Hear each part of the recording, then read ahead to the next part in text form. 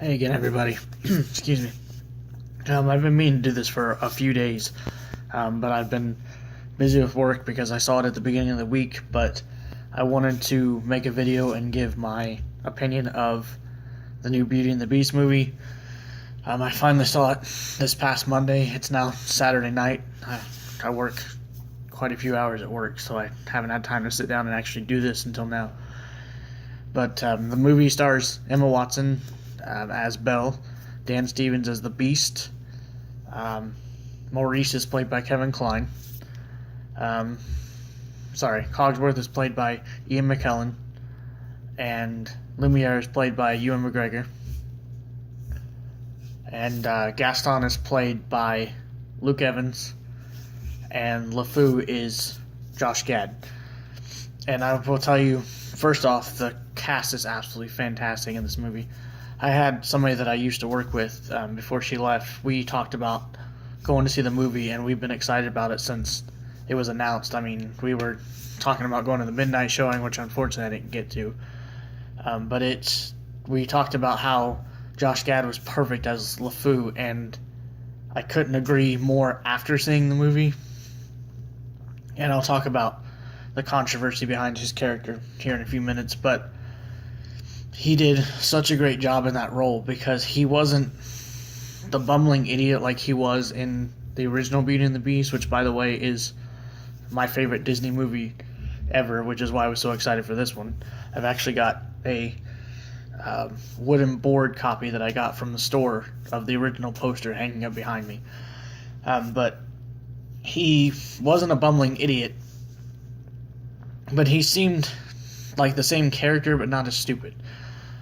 And Luke Evans as Gaston, he could have been a little bit more arrogant like the original Gaston was, but he still did an amazing job in the role as Gaston. I mean, I couldn't have picked a better person to play that character. I mean, I could say that about everybody, the entire cast, but him as Gaston, now that I've seen him in that role, I don't think you could recast it. And of course, I've seen a lot of people online complain because I make the mistake of reading reviews from people, which I shouldn't. That's one thing that keeps me away from movies sometimes, is reading reviews from people. But I've heard a lot of people complain about Belle, or Emma Watson as Belle, and I gotta tell you, she does a great job in the role. Her singing, her acting, everything about her as Belle, I couldn't be happier with. And that same goes with Dan as Beast, Lumiere, Cogsworth, everybody. It's just, put together such a great movie, and they made it their own without copying the original completely. There are actually, I believe, 3 new songs in this movie that weren't in the original, and I enjoyed every one of them.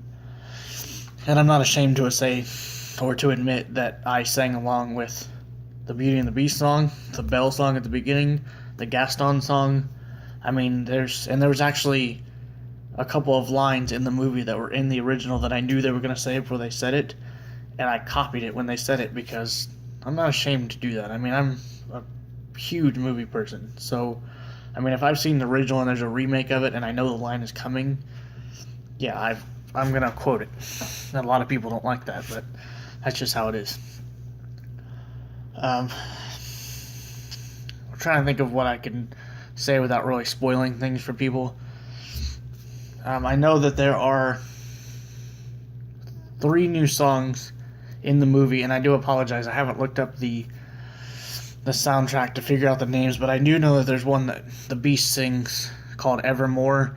That's new for the movie, and there's one that Kevin Kline sings at the beginning that's new, and I believe there's one more. But this movie, I can't get over how good the movie is. I mean, I saw it 5 days ago, and I still think about it, like, constantly, how great the movie is. Me, growing up, my favorite movie ever was E.T. Like, I grew up watching that movie. I've owned it on VHS and DVD several times. I could watch that movie every time it's on TV. But after so many years of that movie being my favorite, it's no longer. Now, Beauty and the Beast has now knocked E.T. out of the top spot as my favorite film. Like, this movie just blew me away. And I've been thinking about it before I made the review, and I don't think I have any problems with the film. I can't think of anything at all that would make me say, yeah, this could have been better, this could have been... I 100% find this movie flawless. Now, maybe if I watch it again, maybe I'll find something, but the first time viewing, it was flawless. And I saw it in IMAX too, by the way, so I saw it on the big screen. I wasn't just going to see it on a normal movie theater screen. I had to see it in IMAX the first time I saw it. Now, I'm going to talk about the ending of the movie. So, if you haven't seen it, pause this, exit out of the video, whatever. I'm going to talk about the last, probably 30 minutes in the movie or so. The last 30 minutes or so, of course, if you've seen the original, is Gaston screaming, "Let's kill the beast," after he finds out that Belle was actually telling the truth and that she was locked up in a tower with this beast. When he goes off to kill the beast, the very last scene where he gets killed and the last petal falls and each character is dying off one by one, when Lumiere is holding his love and Cogsworth just becomes a clock. It's such an emotional moment when you just watch each character just become whatever they were, because throughout the movie you can see them start to become the item or, household thing that they are, because as the curse develops, they become less and less human. And finally, at the very end, before the curse is lifted, they actually do become those items. I mean, the curse doesn't just lift and they all go back to human. They actually all do die first, as people have said. And it's a very good scene played out, and it's very well done.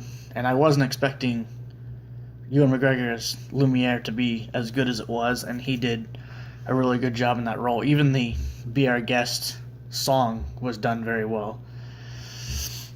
But overall, I give this movie 5 stars, 10 out of 10, whatever. I plan on watching it again. I live in Indiana, and there's a state theater here that has the biggest IMAX screen in Indiana, and I'm trying to get the money to go see it there before it leaves, and I'm trying to see it in 3D as well, so I may see it at least 2 more times. And I do apologize. I know this review was kind of all over the place. I thought about it as I was going to watch another movie, which I'll do the review for afterwards, because I'm getting ready to go watch Logan. But I didn't think out how I was going to do this, so if it's all over the place, I apologize. But again, the movie for me was flawless. I loved it. I'll probably see it a couple more times. And if you haven't seen it, I highly recommend seeing it, especially if you have the extra money to go see it in IMAX or in 3D. And I hope you guys enjoyed this review, and I'll be back soon with another review of Logan. Thanks for watching, guys.